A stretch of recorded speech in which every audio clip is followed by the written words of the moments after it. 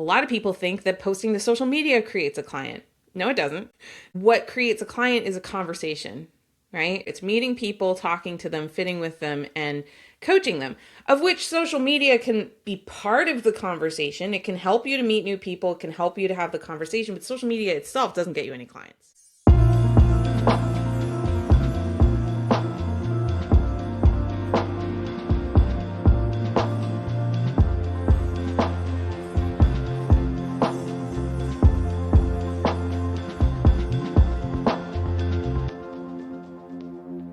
Hey, good morning. I'm glad that you're here. Welcome to the live stream. Good morning, Kathy. Good morning, Debbie. Good morning, Annie. Good morning, Instagram. Good morning, Clients Over Chaos community. Wow, I'm super excited that you're here with me on a Monday morning as we continue our journey together through the Let's Launch formula. So L squared formula for short. What are we talking about today? Very good question. Left my notes over on the printer, but that's okay. We have technology. We're going to talk about unlearning the top 5 lies that keep coaching businesses strong. Oh my gosh. You know, you've been sold this idea that you are one funnel away, right? It's just a matter of posting some more. It's just a matter of doing more follow up. It's just this, it's just that. And it's like this minimizing language to help you to make the leap. Now, I happen to believe that that is coming from a pretty beautiful place. Like it's lowering the bar to make it so that you are willing to step over it. But the truth of it is, if you've ever launched a web class and had kind of lukewarm reception, right? Shout a Y in the chat if you have a friend that's maybe struggled with that in their business.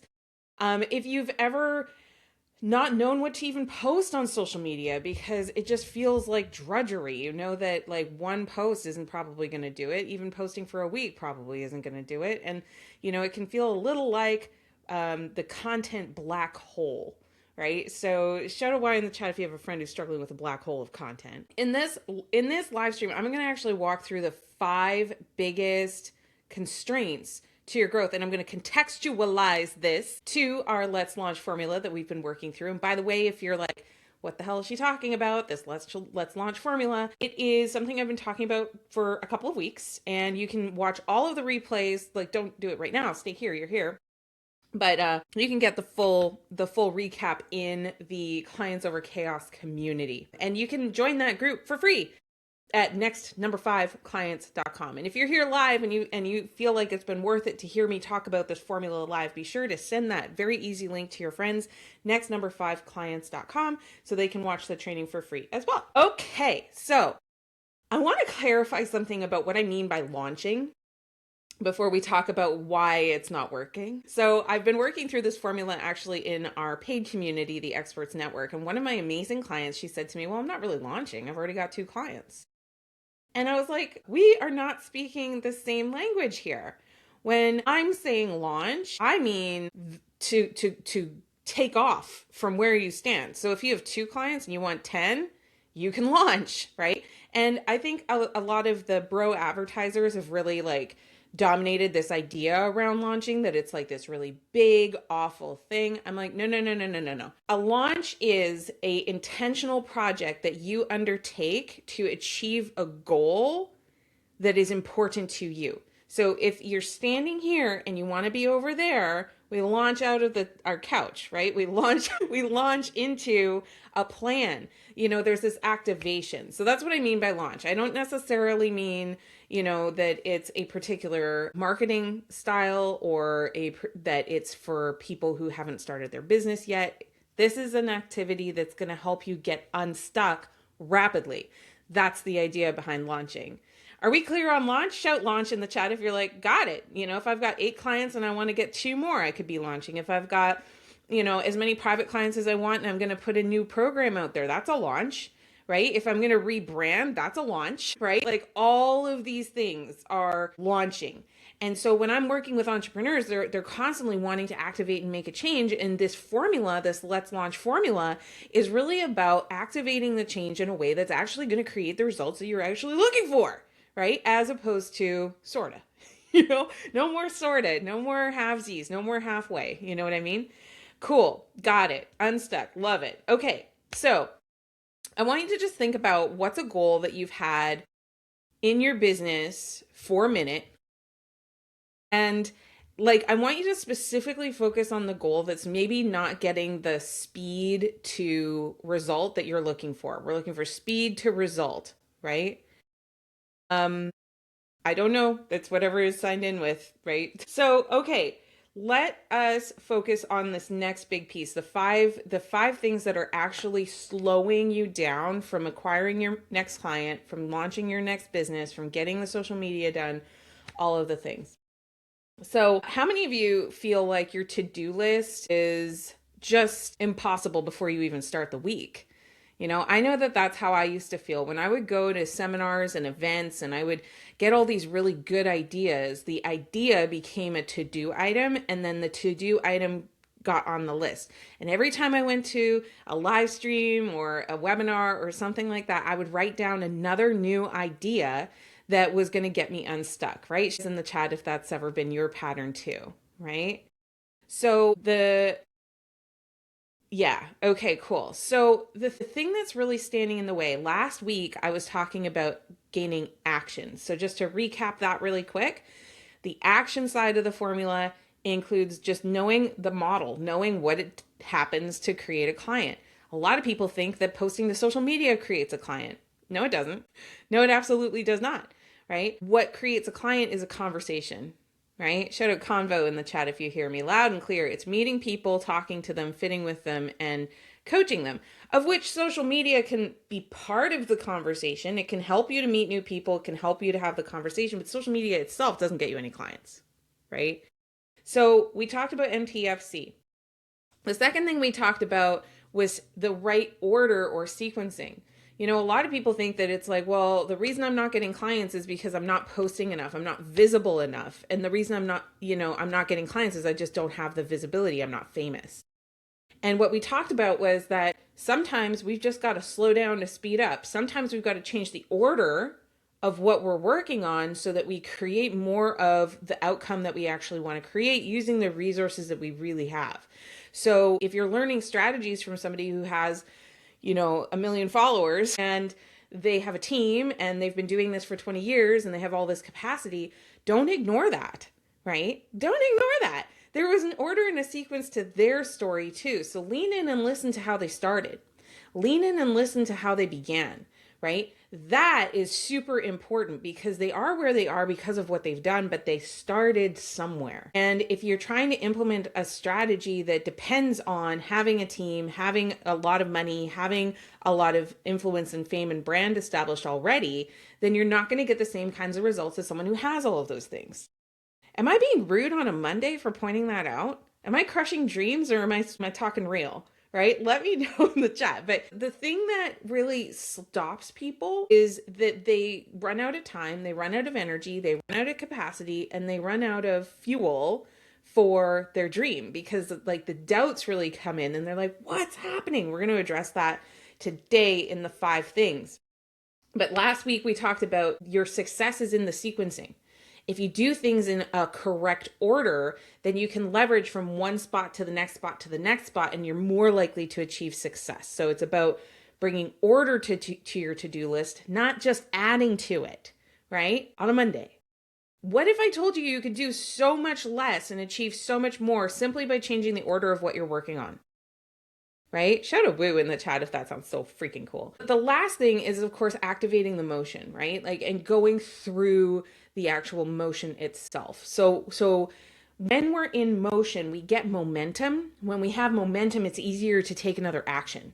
So, when I'm talking about the strong start live stream, right? This live stream's been going for years. So like, I sit down with my coffee, I turn on my cameras. I'm not thinking about it. Well, I've thought about it a little harder today because we had some technical difficulties in the last couple of weeks, but just in general, I'm not thinking too hard about like, how do I get the video out there? How do I prepare for this? Like, I already have the motion, right? I've already like mastered that motion. So if that makes sense, shout out M in the chat for motion and momentum. Like, action on its own is going to get you so far. That'll get you your next client. That'll get you, you could ignore the rest of what I'm going to say and you're probably going to, what is that saying? A blind squirrel finds the right? If you just run around like a crazy squirrel, you're going to get something, right? But the question is like, are you going to be able to sustain that, right? We can't sustain squirrel behavior, but we can at least find a nut now and again, right? Just from that piece. So today I want to talk to you about the next piece that helps you to be strategic, right? So strategic. So I'm going to define strategy for you because I know it really helped me to understand what strategy actually means. Because people talk about strategy and they apply that word to like so many different things that are very broad, very vague. What the heck does it actually mean? And here's the best definition I've come across. Strategy is the decision making we make. Shout a D in the chat for decision.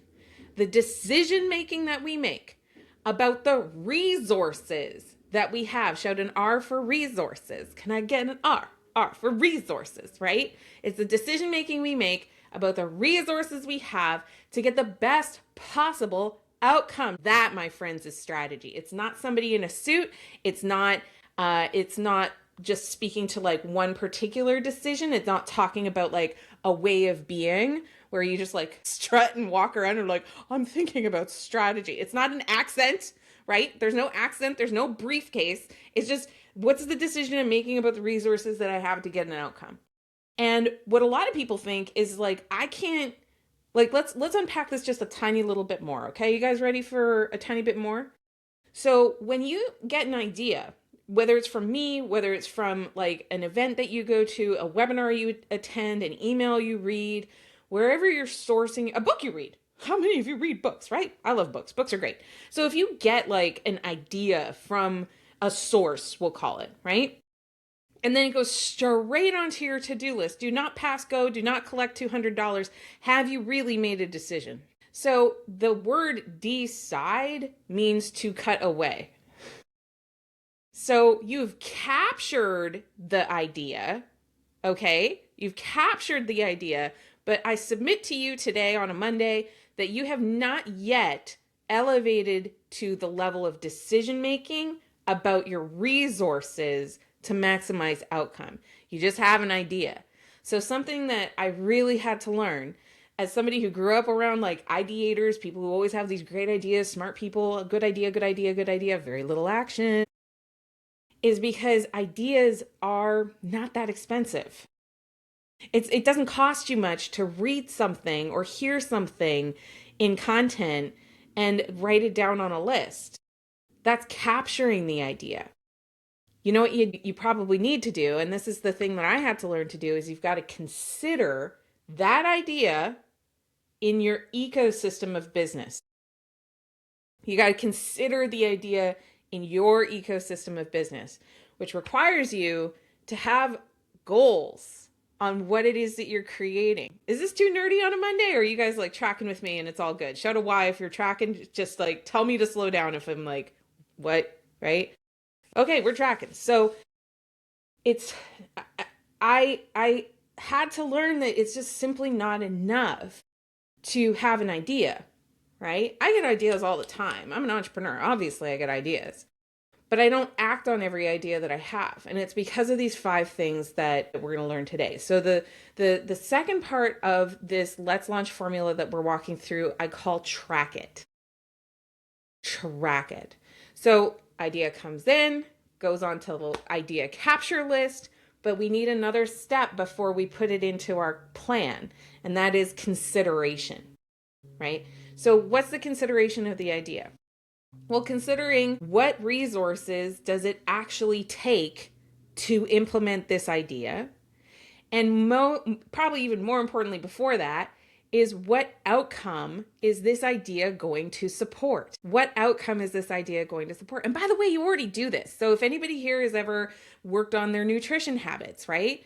You hear a keto diet, or you hear kale is good for you, or you hear, oh, you need to up your protein intake. You hear those things and then you go, I eat food. I could swap one of the things I eat for something else. And now you're achieving an outcome. So you're listening for an idea, like maybe try that new protein shake, or that idea, like try this new recipe. And you're integrating it to an objective, lose weight or gain muscle or whatever your goal happens to be. So you do this all the time where you get ideas that are like sent to you. And how many of you have ever had an idea regarding your health where you're like, nah, I'm not going to do that. That one's not aligned to my goals, right? Shout out why in the chat if you've ever done that. And I know I have. There's so many decisions that we get the information, we're like, that's not congruent to my goal. Or I've got another goal I need to take care of first. I might do that, but maybe later. You do this all the time. So why is it in our business that we capture these ideas in our notes and we treat that like it's the project plan, like it's the thing that is going to save our business? Because it sounds good and it's a really good idea. I'm not saying they're not good ideas. I'm saying that just like when you consider what you put into your body and how you move your body, you need to do the same thing for your business, because your business is an ecosystem. And every time you expend resources, and let me define resources just really quick, that's the time you invest in it. It's the energy that you put into it. It's the capability that you actually have to do the thing, right? Because I'll throw out there, let's just say you and me go to a seminar sitting side by each, and someone from the stage says it'd be a really good idea for you to speak at local organizations to get speaking experience. And let's just say that you have had zero speaking experience, and let's just say that the person sitting next to you has quite a bit of speaking experience, but they haven't taken it on the road yet. Who's in a better position to action that advice, right? And it actually has to do with their capability. It's not their worthiness to pursue it, because maybe the person sitting next that you are is, you're like, okay, I'm brand new, but I want this really badly. So I'm willing to put the time, the money, the reps, the focus into becoming someone that organizations are going to want to invite to stages. And you pour that energy in, but how much energy will you have to put in with no experience versus the person who already has quite a bit of experience? Shout out more in the chat if you totally understand that. Capability is part of your resources. Skill set is part of your resources, right? So time, energy, capacity, capability make up your true capacity, your resource. I think one other thing that I would add to that, to resources, is who can you influence to help you? Who can you influence to help you? So do you have an assistant on your team? Have an assistant on your team, that means it falls to you. That means you have fewer man hours available to do the thing. So we need to be sharper and smarter about what we allow onto our plates, right? Such a good question. So how do we decide if we should try to bridge the capability gap now? The best time to bridge a capability gap is 20 years ago. The second best time to get started with it is right now. Okay. So I think the thing to just understand is that if you defer on learning the capability, that's a decision you get to make, but that also has a repercussion on your goals and your outcomes, right? The other thing is you can't learn everything. Like, so many times I wish that I could be like Neo in the Matrix and just like plug something into my brain and just download all of it, right? Like, I love learning. I love exploration. What I'm asking for is discernment, consideration of like, do I need to master how to be great at Canva as a coach? Or can I hire somebody who's good at that? And do I have the money to do that? If I don't have the money to do that, then maybe I do need to develop that capability. And it's really considering all of these things in priority. So there's three pieces to the track it portion of the formula. There's your goal, right? Shout out goal in the chat. So what's your goal?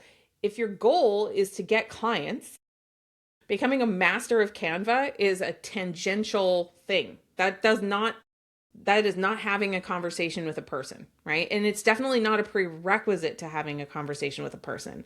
This is this discernment, this consideration that I'm asking you for today. All right.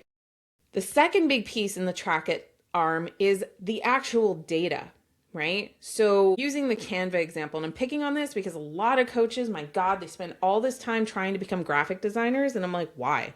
It is so inexpensive. And now you can go into Gemini, Google's AI, nano banana, tell it what you want, be specific. You'll get a pretty good start, right? Like it may not be the thing that you're going to do forever. It may not be the final, high quality piece.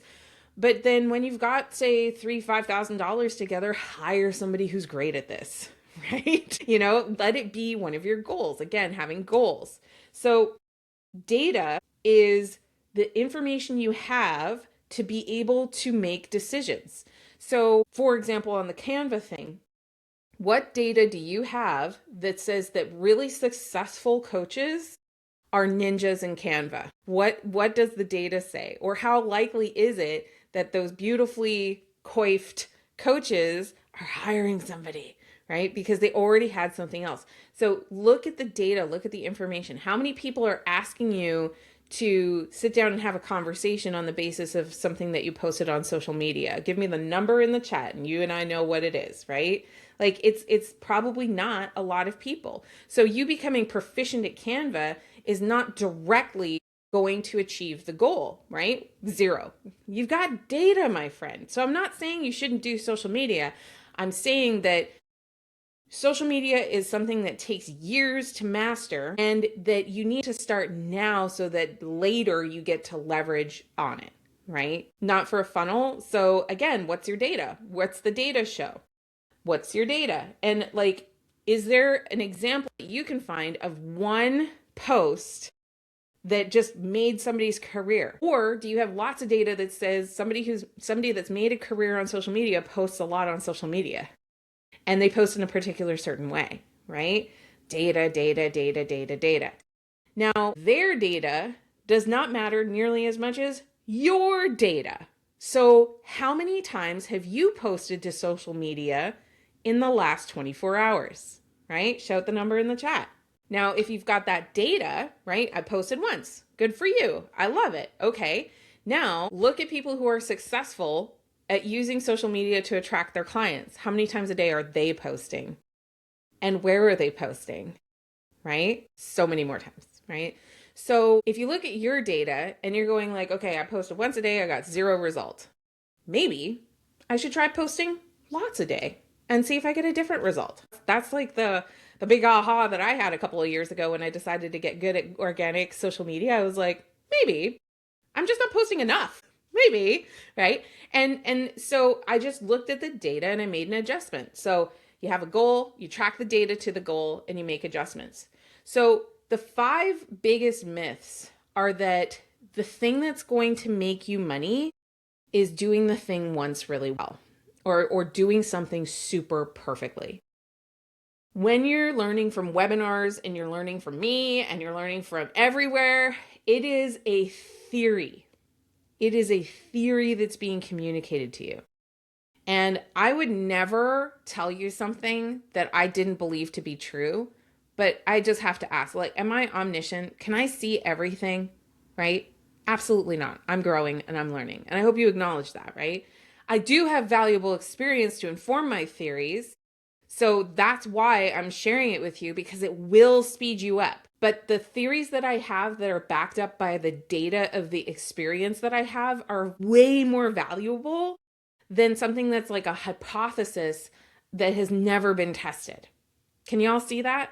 So like, I don't teach you to do things that I have not done myself that have resulted in a result, right? That is positive and in alignment with what you want to create. I simply don't teach it. And there's a lot of people who will. Like, they don't have a problem with teaching you theories and just like regurgitating what they read in a book or regurgitating what they saw in a seminar or regurgitating what sounds good, right? Data helps you to discern what is actually working, right? And that's why when you're working with me in the Experts Network, one of the things I preach and teach is you need to track your activities every day. Because if you don't know what your inputs were to your business, then you can hardly hold yourself hostage for the results you don't like, right? And that's what everybody does. Everybody's walking around going like, why am I just not special enough? Why am I not popular enough, famous enough? If I was just popular and famous, then people would throw credit cards at my face and then I would have a whole awesome career if people would just like me more. And the thing is that whole theory is based in a delusion you've been sold that the people who are successful are just more well-liked, which is a very high school kind of way of looking at things. Yes, people need to like you, but you already know, like they can't see you. They don't know you even exist to be able to render an opinion one way or another of whether they like you as a coach, right? And the thing is if you get stuck in this perfectionism narrative of like, if I could just be loved more, if I could just have more qualifications, if I could just have more reason for someone to choose me, Pikachu, gosh, then they're going to pick me. But the piece that everybody misses is there's no path to a conversation with you, right? If you're reclusive and you're not like visible, but you're also not inviting people into having a conversation with you, you can get ready for a really quiet consult calendar. I'm just going to tell you that straight up. It's in terms of the ratios in the beginning, it's actually more about doing the damn thing, right? Doing the damn thing, picking a thing to do. So I always recommend, like set a cadence and a rhythm for inviting people to your calendar. Use advertising, use organic social media to get people to see what you do, and then have like these moments of connection that are invited and available to people. Like I've got several people watching me live right now completely for free on their terms. And I'm having a conversation with everybody, the same conversation at the same time on their terms. So when I make an invitation to a next step, they're far more likely to go with it and decide they want to do it because they're spending the time. But what most people don't do is they don't build a system that they can actually like reinforce. So the first thing is do it. Then compare doing it better to how you did it before, right? So do it, compare doing better than before. So you're tracking your metrics every day of I made this many outreach, I had this many people respond, I had this many people move to the next step of a call, I had this many people move from one call to the next call, and so on and so forth. So it's like a whole track of the customer journey. If you measure along all those lines, you'll be able to see where in your system is it broken. Is it broken because you're not reaching out to anybody? Or is it broken because you're reaching out to people, but then they never hear from you again? Or is it broken because you're talking to people who can't buy from you, right? There's lots of reasons that a business is broken, and the only way that you're going to know is if you track for yourself, right?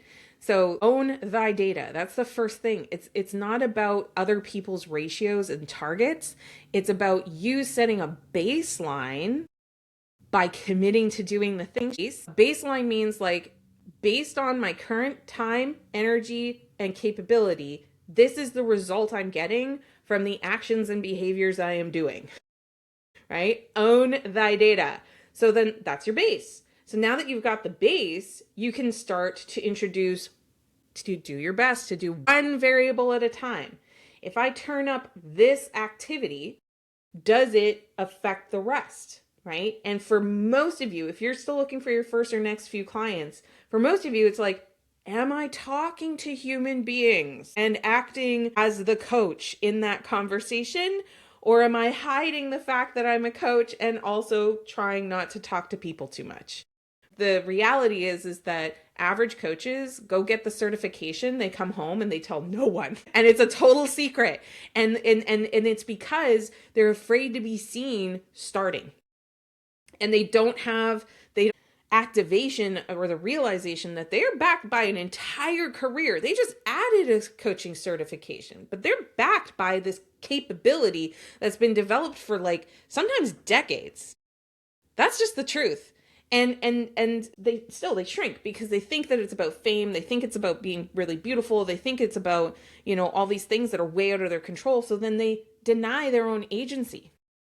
That's what average coaches do. They deny that they have agency in all of this. And then they blame the certification, they blame the market, they blame the society, they blame like everything else. And you know what's wild about all that? They're right. It's true. All the things that they're saying are like not irrefutable or anything. It's just that they're not paying attention to the part where they have agency. Right? And that's what I'm advocating with this Let's Launch formula is like, where's your agency? What part can you affect? What can you do? And you can post more often. You can reach out to people. You can send emails. You can host a webinar. You can set up a community. You can do all of these things. But because you know that the baseline is going to be like not all that exciting, you're like, oh, I don't want to start. But the thing is that if you don't start, you can't continue. Yes? Right? Shout out Y in the chat if you understand that a trip of 1,000 miles starts with a single step, right? Single step. So we track that step, we celebrate that step, and then we optimize from the baseline, right? And we improve from the baseline. And you grow from the baseline. Okay. So the second thing is that everybody promises, I'm going to like distill for you all the marketing you've ever gotten for coaching. Okay. They're teaching you to work less. They're teaching you to make more money. They're teaching you that you're going to get more freedom. And they're teaching you that you're going to get less frustration. Did I nail it or not? Right? Should have nailed it if it's like, that's all of it. And at the same time, what they're doing is they're capitalizing on your very human psychology to want ease. We all want it, man. We want ease. We want comfort. We don't want rejection. We want to be loved. So we do all these things subconsciously very often to try to affect more ease. But guess what? They're keeping you addicted to short-term thinking. And I had to just like cut that shit off. I was like, you know what? I'm going to work really effing hard because I always have. I'm a hard worker. That's what I do. Don't sell me on less work. Sell me on why it's more effective.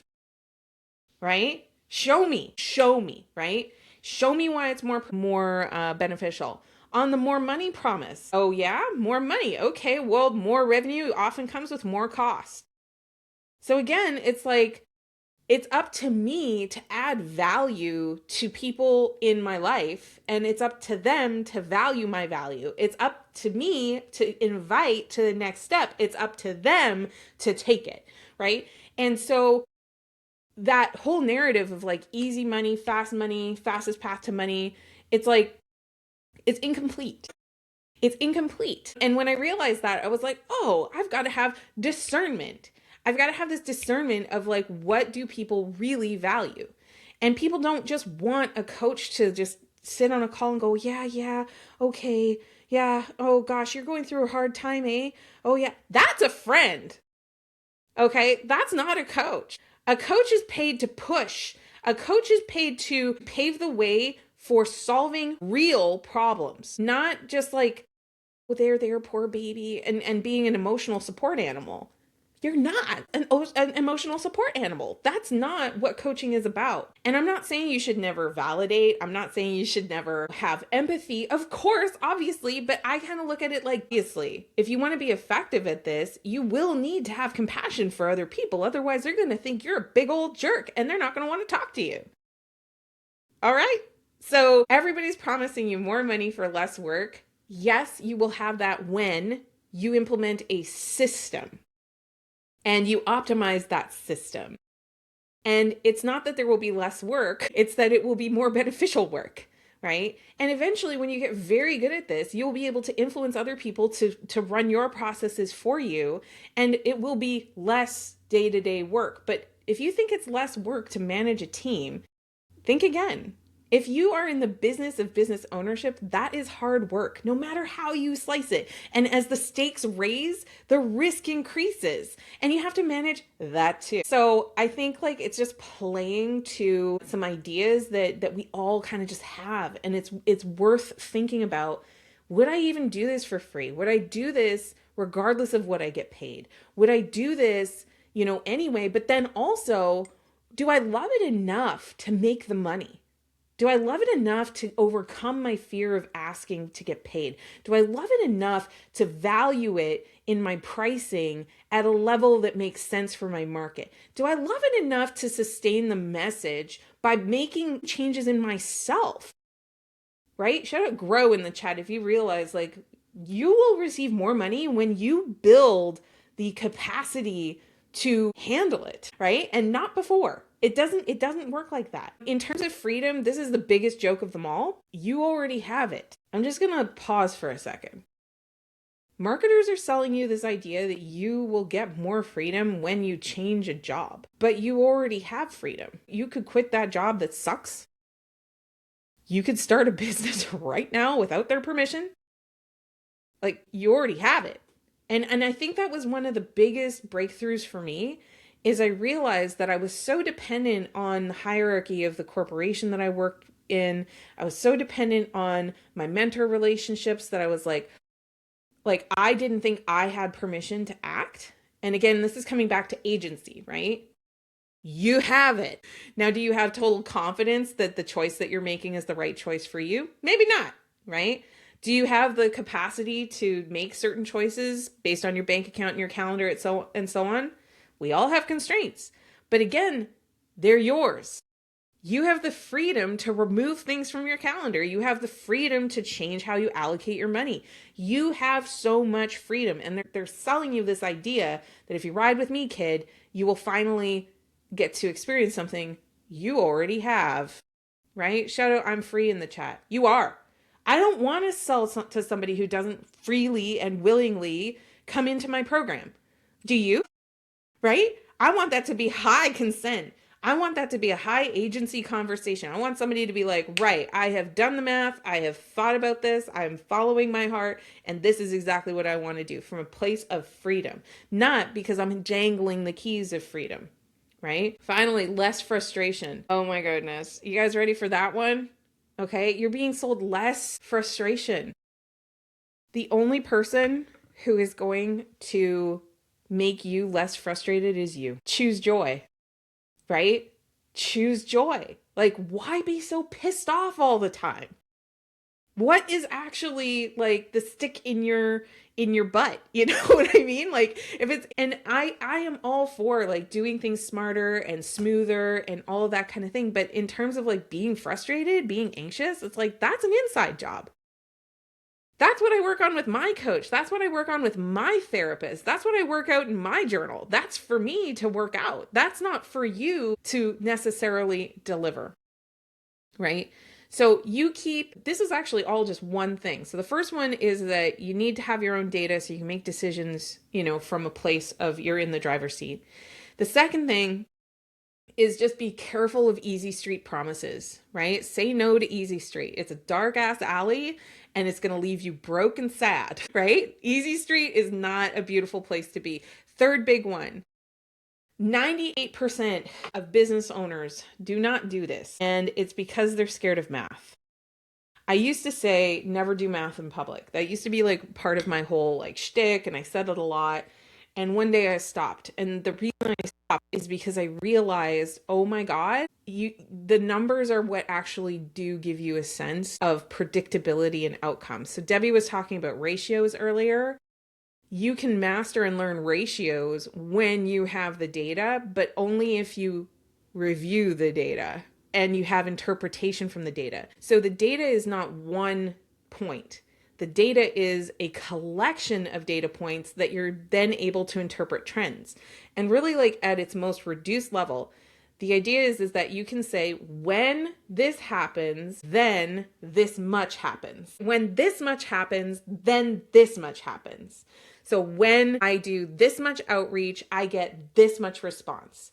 When I pitch my offer, I get this many people saying yes. And then if you want more, you dial up the inputs. That's it. And your biggest constraint is again going to be your resources, which is why you need strategy. Yeah. I mean, yes, you can use AI as a tool. I'm a big fan of a spreadsheet, right? Like if you don't have the ability yourself to pull the data, then the AI is like, you're the captain of the AI, right? So use whatever tool makes sense, but just make sure you know where the data is coming from and learn what it means. Right? It's not enough to just like pull numbers and be like, I'm such a good numbers person.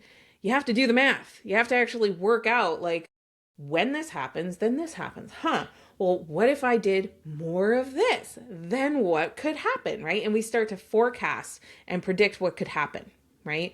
And then when we forecast and predict, then we come back and we say what else? We forecast and predict. And then we do the thing in real life. Has anybody here ever done something in real life and you got a different outcome than you expected? Maybe somebody told you like, oh, you should expect to have 20% opt-in on your landing page and you should expect to have 50% show up at your webinar and you should expect to have 10% of people from your webinar buy. So then you run the webinar and you got no buys and the show up was 5% and the opt-in was 7%. And you're thinking, this charlatan, they're telling me what all it should have been. I did it. And look how different it was. This is where most people stop. When I was talking about the 98%, this is where everybody stops. What I'm saying is that we need to interpret. We need to go like, curiosity moment. When they said that it should be a 20% opt-in rate and I only had 7%, what are all the reasons I can see, that I can observe, that maybe there was a gap? And be honest about it. And even better, take it to a mentor, right? So you got the number from a mentor, take it back to a mentor and say like, hey, this is the benchmark. This is what actually happened. Here's all the ideas I think that caused it. This is the most important thing I think that caused that. What do you think? And the mentor tells you about something you missed completely. And then you form a new plan, and then you do it again, and then you can improve from the base. Who's tracking that, right? Everybody gets a bad result and then they quit. They're like, the whole tactic doesn't work. And then they throw the baby out with the bathwater. And by the way, I was one of the worst offenders of this one, because I was believing when people were like, this is the one way. This is the one way you need to learn how to do stuff. So I would tactic hop. I would try all these different tactics, and I would hop between all these different tactics to hopefully one day find the magic tactic that no one has ever heard of before. Sound familiar? Right?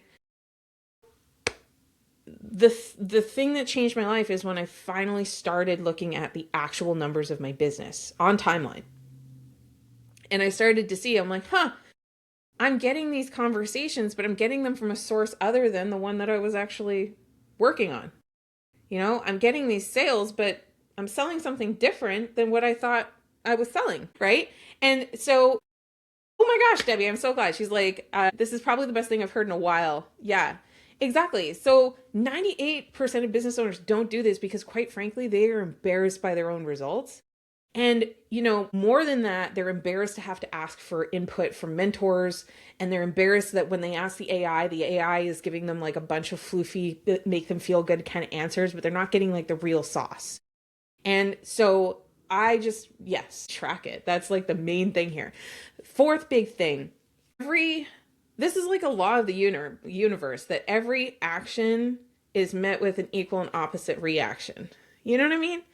Like, I think one of the things that keeps most, especially in the coaching industry, people really hamstringed is that we keep talking at the level of magic, right? We keep talking at the level of magic. So we keep talking like, based on your personality profile, your disc profile, the time and date that you were born, the age that you are, your preferences, like all of these things about you, that's why you're getting the result that you're getting. So then at the end of the day, the business owner is going like, well, I would be further along, except I suck in some way, and it's an immovable suck. I cannot change anything, and that is why I cannot succeed. And it makes me furious. Not at the person, just like generally, I'm just like, this is ridiculous. Like, I just don't believe, and this is maybe going back to my feminist roots, I don't believe that your gender, your age, your religion, your political affiliation, where you grew up, any of those things are factors in your deservedness for success. I just don't. So I hate personality tests. Because I don't think, well, that's strong. That's a very strong way of putting it. I think they're really good for getting to know thyself. But I hate how they're positioned as this solution. Because they're actually not. Like, the input that creates the output has nothing to do with whether you're an introvert or an extrovert. It might affect your preferences, right? Your preferences, but your preferences are not the same thing as what it takes to do something. A little spicy on Monday, right? I'm an Aries, so maybe that's why I'm so spicy. But it might also be because I was raised to believe that you can earn whatever you want to create in your life. You can learn anything that you want to learn. You can go connect with people that will support you. You can do it, right? I was raised with a very high agency mindset, that you can go figure it out. And it was reinforced again and again and again in my life when I was doing things that no one else was doing from the group that I started with, right? It started when I was in high school. It continued when I was in university. It continued again when I became a consultant at a strategy firm. It continued again when I became a coach. I have had again and again this propensity for saying, like, I see what all y'all are doing. I know what I want to do, and it requires different activities. So I will be leaving this pack, not because I think you suck, but because I need to go join another community that is doing more of what I actually want in my life. A lot of people think it's like, oh, well, that's so courageous, or, oh, well, like, that's very bold of you. And I'm like, it's just necessary, because I understand that to create outcomes, you've got to put the inputs in. I would never have gotten the corporate job if I didn't have a degree.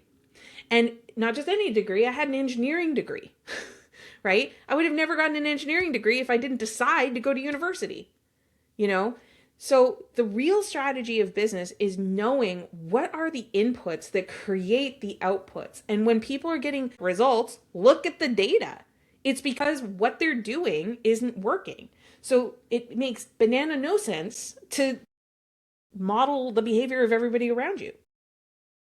So I had to ask myself, I'm like, who am I becoming? Who am I becoming? And how does that person behave? What actions does that person prioritize? What attitude does that person have? How do they think about problems? And the more that I've done that over the course of my life, the more I've been able to change my action to get more traction. Ayo. Last thing is structured tests versus emotional economics, right? So like a lot of people are afraid to pursue their goals because they're afraid that they're going to disappoint everybody when they do. That's it. And then when you do disappoint everybody when you go pursue your goal, then that means you won't be accepted anymore. That means you won't be loved. It's horrible, right? But here's the thing that they don't tell you is there's always another community that you can join that is excited for your growth. There's always another community you can join. You can build relationships that are supportive. And not all relationships around you right now, by the way, are unsupportive. That's just not true. There's a lot of people around you that if you told them what your goal and your dream was, they will give you a leg up. They'll make an introduction. They'll recommend a resource. They'll connect you to someone else that they know that's doing this thing. I think sometimes we can get so set in what community we belong to or how we previously identified that we don't give ourselves permission to tell anybody around us like that we're growing into something else. And if you are wanting to build something that lasts, then we need to find a way to process emotions more effectively. We need to find a way to manage our emotional experience. We need to find a way to be sober in our strategic decisions so that we can make the best decision with the information that we have and the resources we have to get the best possible outcome. That's what it takes. And so that means structuring your action. Like being very on purpose about, I'm going to do this new thing in this new way for this period of time. And my expectation is I'm going to get this outcome. And when the outcome is not what we expect, instead of getting upset, regulate through it, right? And that's another reason why I'm like, your environment does matter. You're not stuck with your environment, by the way, in today's age. You're not. You could join a program. You could join a mastermind. You can deepen relationships with people that have been really supporting you in your current environment. And, with the naysayers and the people who want you to stay where you were, that's about their safety. That's about them not getting rejected. They don't want to be rejected by you. And you and I know the truth. You're not rejecting them. That's not it. You're just going after your goal. And sometimes people have a hard time with like, how do I support that? I don't know how to support that. You've always been like this. How am I supposed to support you like that? Right? And so one thing you can do for people that are like confused about this is just keep the conversation going, but don't talk about your business. Stick to the weather, stick to sports, stick to whatever they find really interesting, right? And just be aware, like, don't rob yourself of your best future, your better future, because you think you're going to make everybody around you happy with what you're doing right now. Because quick pop quiz, are they happy? Are they happy? Or are they in the same habit and routine that they've always been in? right? You suffering and deferring on your goal, or you suffering on like not living your potential, that is not making their life better. And it's not making your life better. But if you go after your goal and you activate and you build it in a structured way so that you're building proof along the way, you'll find that you are going to be more successful over time and you don't have to sway with your emotions as much. Okay. So when we moved into data-driven analytics for our business, we eliminated over 80% of our overhead cost. Over 80%. And we didn't just save the money in our business, we actually became the most profitable that we've ever been in our business. Because we cut the stuff that didn't matter, that wasn't contributing to the outcome, right? Who here wants to be like super profitable, right? And to be able to sustain the message and to be able to afford this new way of being, you know, it comes down to data. Shout out data in the chat if you hear me. So where do we get started with all of this? Because I was talking about some really big ideas and I want you to be able to action it today. So the first thing is just have daily tracking and a weekly review. That's it. And don't worry if it's ugly. Don't worry if it's on paper or if it's an AI. Like, don't even worry about that. For now, simply commit to the practice of I am someone who tracks. So every day, open your bank accounts and look at them. Get the numbers, right? Every day, write down how are you interacting with the world on purpose. Every day, track how many new contacts you've made, how many conversations you've had, okay, with separate people, separate conversations. And how many invitations to a complimentary session have you made? And you're going to quickly see where your greatest opportunities are in your business, like immediately. Notice I didn't say go start building a webinar. I didn't say go start building a huge website. I didn't say go start doing something crazy. Just track. And then at the end of the week, do a weekly review and check in not just on how you felt, but on the numbers. What was the data? And, you know, if you're really early on, a very useful number to track is hours. Where did I spend my hours? Right? If you're up to that challenge, shout out to me in the chat. I'm super excited for you for this. Next week, we're going to continue our journey together. We're going to be talking about more about emotions, actually. We're going to be talking about your belief systems and how you reinforce the belief, especially if you're operating on faith before proof. And I'm really excited to dive into that part of the Let's Launch formula. If you've loved this, make sure that you tell your friends. Next5clients.com. That's next number 5clients.com. Just send a quick text right now or a message over Messenger and just say, hey, I just heard an awesome training and I think it'd be super helpful for you. And just tell them it's next5clients.com, like next number 5clients.com. And they will be able to access all of the replays and they'll be able to access next week's training at 9 a.m. with a strong start. Thank you so much for being here. I will be back again next week. And until then, have an amazing week. Take care.